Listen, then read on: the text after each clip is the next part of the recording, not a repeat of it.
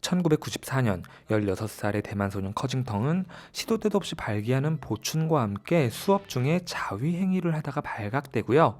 그림을 좋아하는 자웨이의 친구이자 자신을 우습게 보는 전교 1등 션자이의 앞자리에 앉는 신세가 됩니다.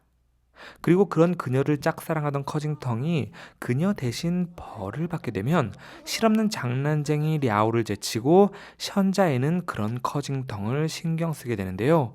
그래서 시작하는군요.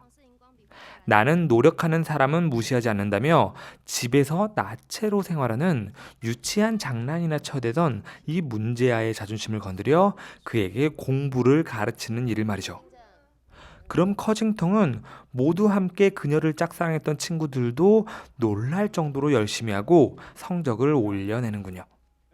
그럼 그녀와 말이 통하는 커징텅에게 잘난 척 차오는 션자이를 향한 자신의 마음을 담은 연애 편지를 대신 써달라 부탁하는데요.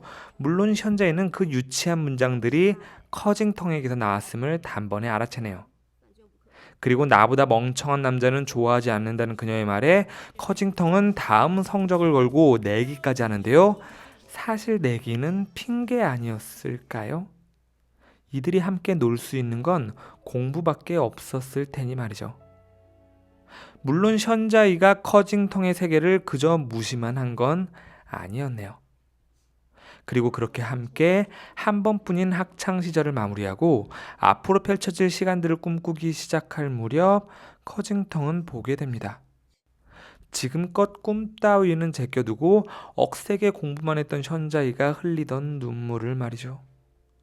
하지만 좋아한다는 고백은 하지 못한 채 이들은 뿔뿔이 흩어지게 되는군요.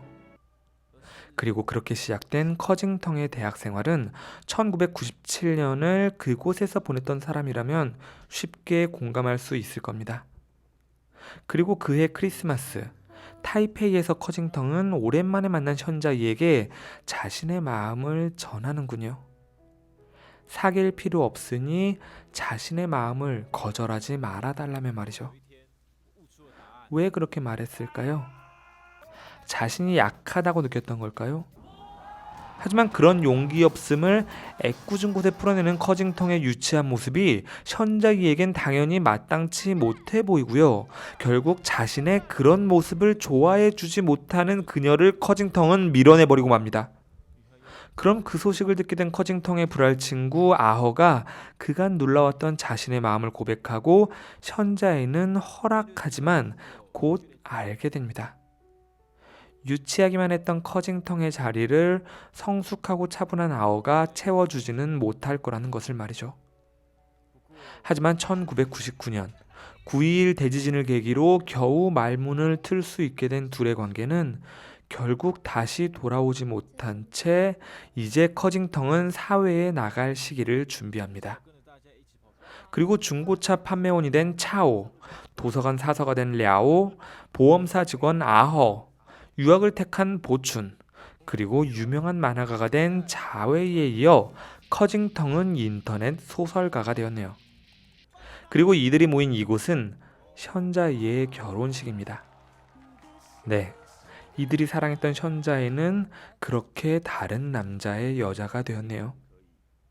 그래서 마지막으로 션자이와 뽀뽀를 해도 되겠냐는 보춘의 장난에 신랑은 자신과 먼저 하라며 받아치는데요. 그 진득한 키스 속에서 커징텅이 이루지 못한 자신의 첫사랑의 아쉬움을 털어내고 나면 영화 그 시절 우리가 좋아했던 소녀는 그 막을 내립니다. 아참, 이 영화는 유치한 인터넷 소설가였던 감독의 실화를 바탕으로 쓰여지고 연출되었다고 하는군요. 영화를 직접 보신다면 그 유치함의 경지와 실제 기억을 바탕으로 한 에피소드들의 순수함을 직접 느끼실 수 있을 겁니다.